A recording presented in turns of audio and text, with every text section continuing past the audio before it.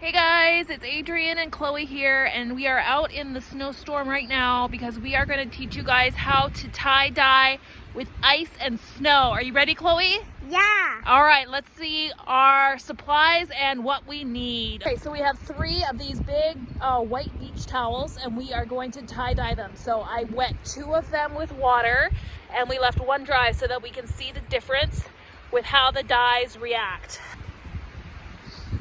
So these are just regular, like they're office supply baskets. I chose them because they have holes in the bottom. You can use a baker's rack or anything with holes, or you could just use a bowl.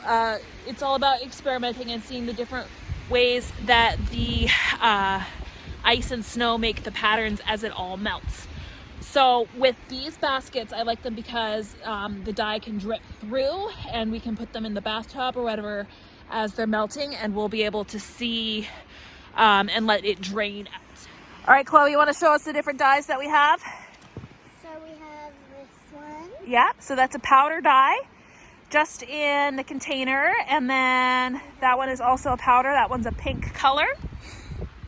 And these are from the tulip dye kit. So I just took the dyes out. That one's a purple, and that one we mixed with warm water.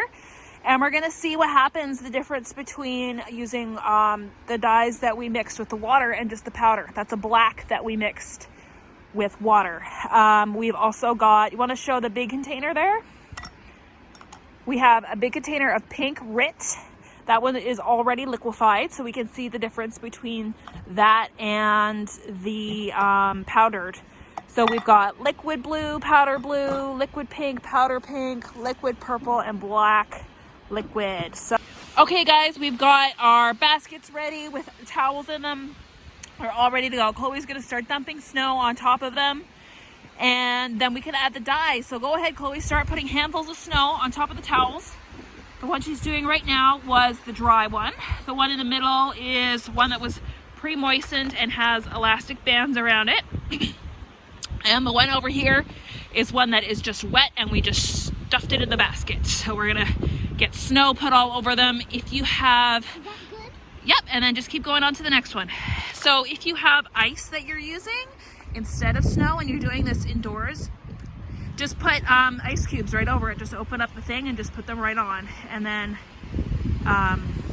after you've got the amount of snow that you want packed in on there, then you can start putting on the dye. See, this is the first one here with the powder. It's already starting to just like melt a little bit. So we're gonna move over to here.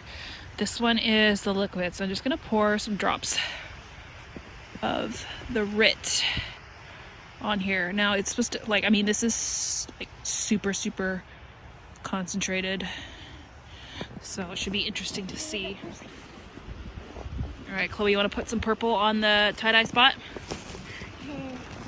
All right, go ahead and just squirt it out, put it right upside down. There you go. And just go all around it like crazy.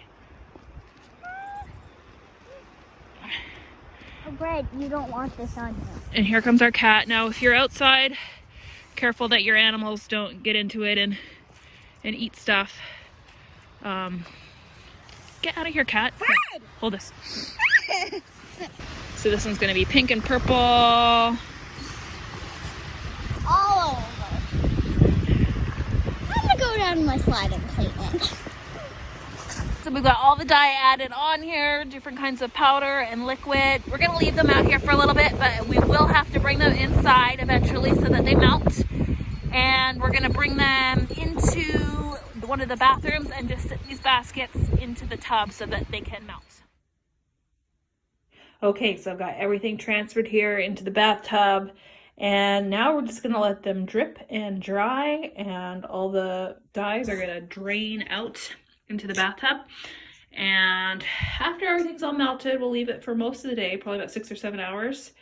And then we'll just rinse everything out real quick in the bathtub and then transfer it over to the washer and dryer. All right, guys, so I put the towels in the washer and the dryer, and let's see how they turned out. This is the one that we did that was wet, and we used liquid and powder dye on it. I think this one turned out the best. Then I've got the one here that was dry, and it didn't absorb as much of the dye. So I think it's definitely better to wet the towels all the way and make sure they're soaking wet. And this is the one that was wet, and we just used the powder on. So I think it's better to use a mixture of the powder and the liquid. And when your towels are scrunched up, make sure that all parts are sort of facing up, not just one end of it. That way you'll get more even coverage. So leave a comment if you have any questions on how we did this tie-dyeing technique, and we'll sure to answer them.